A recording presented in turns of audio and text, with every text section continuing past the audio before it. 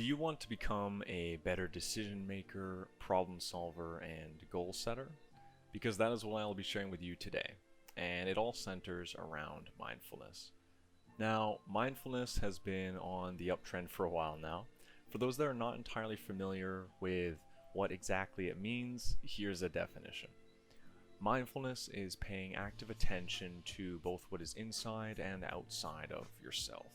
So, for example, what is outside of self would be like listening to the birds sing at a park, or looking at the clouds move above you, or even just having the taste of that coffee there, really focusing on it in your mouth.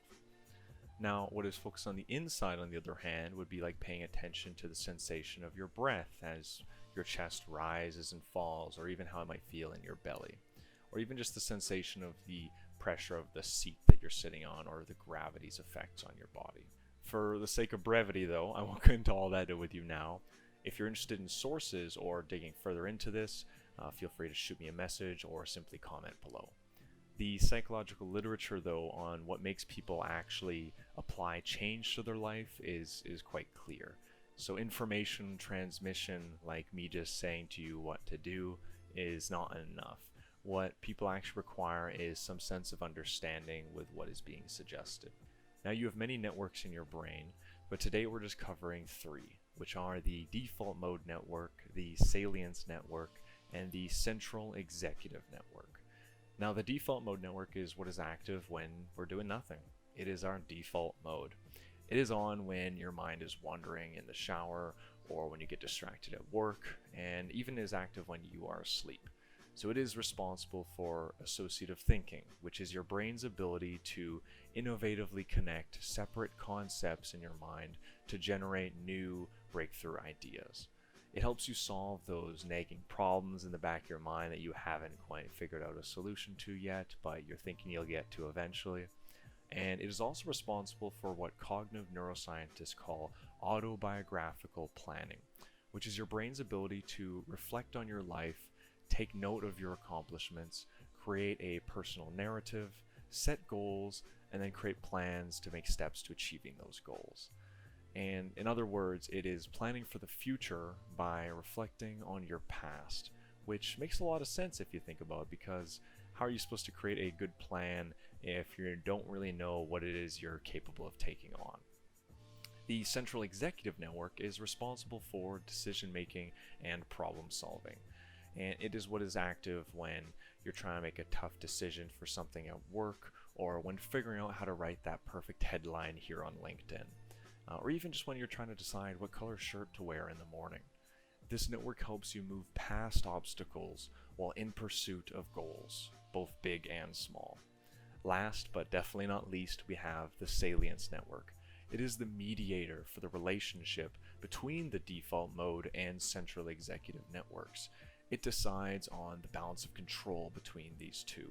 When you're daydreaming and you don't even consciously notice that you are, that is when the default mode has taken the reins on your conscious mind. But let's say you just finished spending 3 hours working on a single task before snapping out of it. That is your central executive network holding all the power. When we're faced with a problem, though, that we are personally invested in, it generally tends to be the case that your salience network commits a lot of your resources over to the default mode. That is when emotional-based processing and self-evaluation take place. Now, that may have been great for its original purposes back in the day of keeping us moving forward in life and being better in social groups as we were hunter-gatherers, but not when it comes to making business decisions in our modern life. So, for example, you would be smart to consider the feelings of others when maybe dealing with a hurt friend, but you probably don't want to make supply chain decisions based on how you feel. So what is interesting is that research shows that people who practice mindfulness have a decrease in connectivity between these three networks.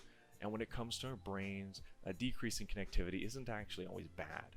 It's sometimes something quite good. So for example, if you're someone who has an anxiety or a panic disorder, you may have an overactivity in an area of your brain called the amygdala. It is activated in fear responses. Lowering the connectivity there helps reduce the intensity of activity, thereby reducing negative symptoms. Now, regarding this research though, it suggests that more mindful individuals are better at interpreting the relevance of a given situation or problem or circumstance as less self-related. Well, what does this mean? It simply means that these people are better at taking themselves out of the equation when trying to figure out more processing or problem solving, or even just coming up with the best decision when dealing with this circumstance. So it's been consistently observed, for example, with serial entrepreneurs and business owners, that the best decision and course of action for long-term success tends to come from thinking rationally and removing their personal feelings about the situation. So how can you apply these benefits and really gain benefits of these studies here in your personal life and, of course, professionally? I reviewed a lot of the studies, and the simplest protocol I saw was this. Spend 20 minutes per day sitting comfortably with your eyes closed, just focusing on your breathing as it goes in and out. Repeat that daily for about 2 weeks before you maybe decide if it's something that works for you or not. And if you can, try to journal along the way to see if you can notice any changes as this is going on. If, of course, 20 minutes is too difficult for you, that's okay, as it likely will be. I know it's a bit hard for myself when I meditate for about 15-20 minutes. Try 10 minutes or even just 5. Any amount of time is better than none. So any form of a mindfulness practice as well, like walking through the park and listening to the birds, as I mentioned, will help you reap these benefits for more creative problem solving, clearer, more rational thinking, and being able to set better goals and achieve them more often. That is it for today. Thank you for sharing your Central Executive Network with me, and I hope that you have a wonderful rest of your day, and if it's safe, get some sun.